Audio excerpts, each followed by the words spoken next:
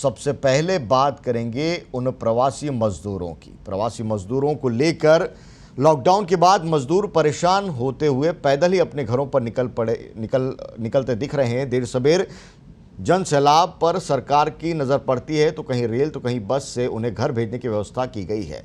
लेकिन एक छोटे से राज्य झारखंड की ये तस्वीर देखिए। ये हम बताना चाहते हैं आपको प्राइम टाइम स्पेशल में। ये तमाम मजदूर हैं एयरपोर्ट से बाहर निकल रहे हैं। झारखंड की राजधानी रांची के बिरसा मुंडा एयरपोर्ट पर अलग समा बंधा जब विमान से मुंबई में फंसे झारखंड के करीब 180 प्रवासी मजदूर अपने राज्य लौटे हैं। एक और तस्वीर देश भर के अंदर ये थी कि प्रवासी मजदूर सड़क पर चल रहे हैं, भूख प्यास से तड़प रहे हैं, मौतें हो रही हैं और तमाम लोग चिंता जाहिर करने के अलावा कुछ नहीं कर पा रहे हैं। वहीं दूसरी ओर सुखद तस्वीर ये कि अगर सरकारें चाहें और सिस्टम चाहे तो क्या नहीं हो सकता। झारखंड के अंदर देखिए हवाई यात्रा करके तमाम मजदूर लौटे हैं अपने राज्य में। अपने आप में एक महत्वपूर्ण खबर जो पूरे सिस्टम को चेताएगी, पूरी सरकारों को चेताएगी कि आखिर ऐसा भी हो सकता है। ये आखिर कैसे तस्वीर बनी है इसकी भी पड़ताल करेंगे। झारखंड में हमारे सहयोगी को फोन लाइन पर जोड़ेंगे और उनसे समझेंगे दरअसल ये हुआ कैसे, जब इस देश के अंदर सुप्रीम कोर्ट चिंता जता रहा है कि प्रवासी मजदूरों की परेशानी है, उस पर सरकार कुछ क्यों नहीं कर रही है। ऐसे में कुछ तस्वीर ऐसी भी आई हैं जिसमें हवाई यात्रा का रास्ता बना है। रवि सिन्हा हमारे साथ में जुड़ चुके हैं झारखंड से, हमारे सहयोगी। रवि, पूरे देश के अंदर अलग तस्वीर है, झारखंड के अंदर ये जो तस्वीर आई है वो वाकई चौंका रही है और ये पूरा हुआ कैसे ये समझना चाहते हैं आपसे।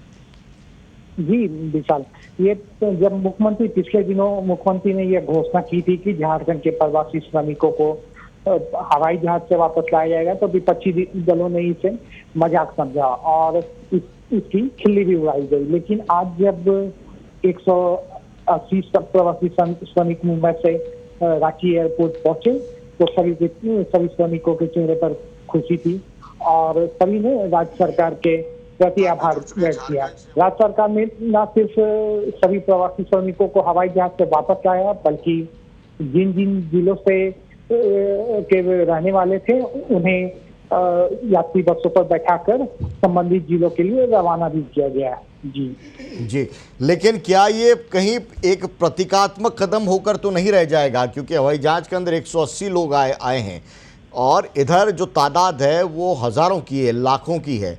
तो ये ठीक है कि एक आपने सुखद तस्वीर बना दी है, लेकिन कितने मजदूरों को आप इस रूप में लेकर आ पाएंगे। झारखंड सरकार की क्या कोई व्यापक योजना है या एक प्रतीकात्मक कदम है वो उठा लिया गया?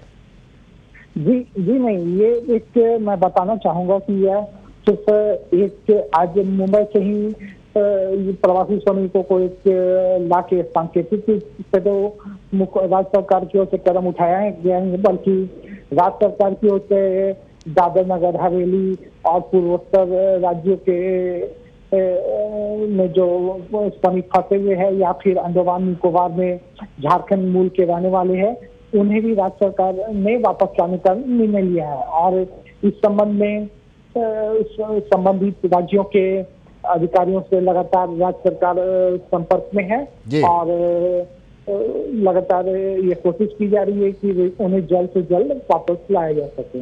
कितने मजदूर हैं, क्या कोई सरकार के पास आंकड़ा है कि झारखंड राज्य से कितने ऐसे लोग हैं जिनको लाया जाना है? कोई रजिस्ट्रेशन, कोई आंकड़ा? जी, अभी तक जो झारखंड सरकार का एक पोर्टल है उसमें करीब 7 लाख प्रवासी श्रमिकों ने निबंधन कराया था, जिसमें से करीब 4 लाख प्रवासी श्रमिक विशेष श्रमिक रेलगाड़ियों और पड़ोसी राज्यों से बसों के माध्यम से आ चुके हैं। इसके अलावा अब भी करीब 3 से 3.5 लाख श्रमिकों की वापसी की संभावना है।